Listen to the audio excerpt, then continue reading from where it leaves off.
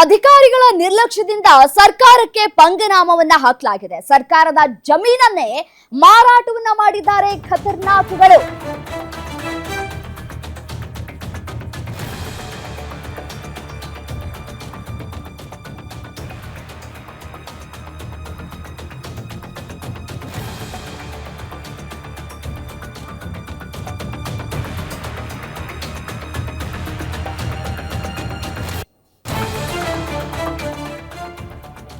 ಬೆಳಗಾವಿಯ ಕಿತ್ತೂರು ತಾಲೂಕಿನ ಹೊಮ್ಮಾಪುರದಲ್ಲಿ ಮಾರಾಟವನ್ನ ಮಾಡಲಾಗಿದೆ ಜಮೀನನ್ನ. ಸರ್ಕಾರಿ ಜಮೀನನ್ನ ಮಾರಾಟವನ್ನ ಮಾಡಿದ್ದಾರೆ ಖತರ್ನಾಕ್ಗಳು. ಈರಣ್ಣ ದೊಡ್ಡಮನಿ ಎಂಬಾತನಿಂದ ಸರ್ಕಾರಕ್ಕೆ ದೋಖಾ ಆಗಿದೆ. 1994ರಲ್ಲಿ 1 ಎಕರೆ 20 ಗುಂಟೆ ಜಾಗ ಸರ್ಕಾರಕ್ಕೆ ಮಾರಾಟ ಆಗಿರುತ್ತೆ. ರಾಜ್ಯಪಾಲರ ಹೆಸರಿನಲ್ಲಿ ಜಮೀನನ್ನ ಖರೀದಿ ಮಾಡಲಾಗಿದೆ. ತಾಲೂಕು ಪಂಚಾಯಿತಿ ಆದ್ರೆ ಅಂದಿನಿಂದ ಪಹಣಿಯಲ್ಲಿ ಸರ್ಕಾರದ ಹೆಸರು ನೋಂದಣಿಯನ್ನ ಮಾಡಿಲ್ಲ ಆಫೀಸರ್ಸ್ಗಳು. ಯಾಕೆ ಅನ್ನುವಂತ ಪ್ರಶ್ನೆಯಲ್ಲಿ ಉದ್ಭವ ಆಗುತ್ತೆ. ಇದೀಗ ಅದನ್ನೇ ಬಳಕೆ ಮಾಡಿಕೊಂಡು ಈರಣ್ಣನಿಂದ ಮತ್ತೊಬ್ಬರಿಗೆ ಜಮೀನು ಮಾರಾಟ ಕೂಡ ಆಗಿದೆ. ಸರ್ಕಾರಕ್ಕೆ ಕೊಟ್ಟ ಜಮೀನು ಪುನಃ ಮಾರಾಟ ಮಾಡಿರುವಂತಹ ವ್ಯಕ್ತಿ ಮಾಹಿತಿ ತಿಳಿದು ಗ್ರಾಮಸ್ಥರಿಂದ ತಾಲೂಕು ಪಂಚಾಯಿತಿ ಅಧಿಕಾರಿಗಳಿಗೆ ದೂರನ್ನ ಕೂಡ ಕೊಡಲಾಗಿದೆ. ಅಧಿಕಾರಿಗಳಿಗೆ ದೂರನ್ನ ನೀಡಿದ್ರೂ ಕೂಡ ಕ್ರಮವನ್ನ ಕೈಗೊಳ್ತಾ ಇಲ್ಲ ತಾಲೂಕು ಆಡಳಿತ ಅಂತ ಹೇಳಿ ಆಕ್ರೋಶವನ್ನ ಕೂಡ ವ್ಯಕ್ತಪಡಿಸಲಾಗ್ತಾ ಇದೆ. ನೋಡಿ, ದೃಶ್ಯದಲ್ಲಿ ಗಮನಿಸ್ತಾ ಇದ್ದೀರಲ್ಲ, ಅದೇ ಜಮೀನನ್ನ ಮಾರಾಟ ಮಾಡಲಾಗಿರುವಂತದ್ದು. ಅಧಿಕಾರಿಗಳ ನಿರ್ಲಕ್ಷ್ಯದಿಂದ ಸರ್ಕಾರಕ್ಕೆ ಪಂಗನಾಮ ಹಾಕಲಾಗಿದೆ. ಸರ್ಕಾರದ ಜಮೀನನ್ನೇ ಮಾರಾಟವನ್ನ ಮಾಡಿದ್ದಾನೆ ಖತರ್ನಾಕ್. ಬೆಳಗಾವಿಯ ಕಿತ್ತೂರು ತಾಲೂಕಿನ ಹೊಮ್ಮಾಪುರದಲ್ಲಿ ಮಾರಾಟ ಮಾಡಿರುವಂತಹ ಜಮೀನಿನ ದೃಶ್ಯ. ಇದಕ್ಕೆ ಸಾಕಷ್ಟು ಆಕ್ರೋಶಗಳು ಕೂಡ ವ್ಯಕ್ತವಾಗ್ತಾ ಇರುವಂತದ್ದು.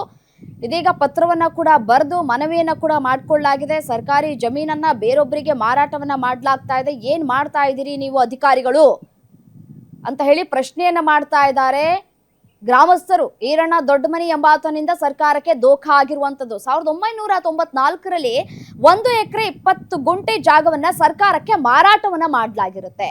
ರಾಜ್ಯಪಾಲರ ಹೆಸರಿನಲ್ಲಿ ಜಮೀನನ್ನ ಕೂಡ ಖರೀದಿ ಮಾಡಲಾಗಿರುತ್ತೆ. ಇಲ್ಲಿ ಬರುವ ಹೊನ್ನಾಪುರ ಗ್ರಾಮದ ಸರ್ವೆ ನಂಬರ್ 21/2 ಈ ಜಮೀನು 1994ರಂದು ಇಸ್ವಿಯಲ್ಲಿ ರಾಜ್ಯಪಾಲರ ಖರೀದಿಯಾಗಿರುತ್ತದೆ. ಆದರೆ ಡೈರಿ ಮಾಡಿರುವುದಿಲ್ಲ.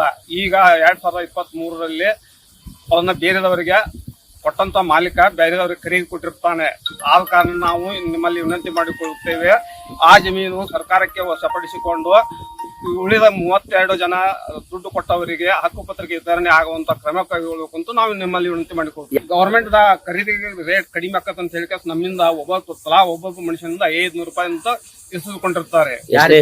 ಈರಣ್ಣ ಶಿವಲಿಂಗಪ್ಪ ದೊಡ್ಡಮಂಡಿ ಹೊಲದ ಮಾಲೀಕರು 1994ರಲ್ಲಿ ನಾವು ಕೇಳಿದ್ರತ್ಲ ನಾವೇನ್ ಮಾಡಿರ್ತೀವಿ, ನಮ್ಗೆ ಕಾಗೋದು ಇಲ್ಲ, ನೀವು ಲೇಖಿನೂ ಇಲ್ಲ, ನಮ್ಮಂತ ಐತಿ ನಾವು ಮಾಡ್ಕೊಂಡು ಮಾತಂತ ಅಂತಾರೆ. 1923ರಾಗ ಕಾಜಗಾರ್ ಅಂತ ಹೇಳಿ ಅವ್ರು ಖರೀದಿ ಕೊಟ್ಟಾರ. ಅದನ್ನ ಡಿಒ ಆಫೀಸ್ನವರು ಅದನ್ನ ಡೈರಿ ಮಾಡಿ ತಹಶೀಲ್ದಾರ್ ಆಫೀಸ್ನ ಡೈರಿ ಮಾಡ್ಕೊಂಡಿದ್ರ ಈ ಹಣಗಳ ಹಾಕಿರ್ತಲ್ರಿ. ಅವ್ರು ಡೈರಿ ಮಾಡೋದಕ್ಕೆ ಮಾಲಕನ ಹೆಸರನ್ನ ಇಲ್ಲಿ ಮಠ 25ರ ಮಠನೂ ಅವನ ಹೆಸರು ಉಳಿದ್ರಿ.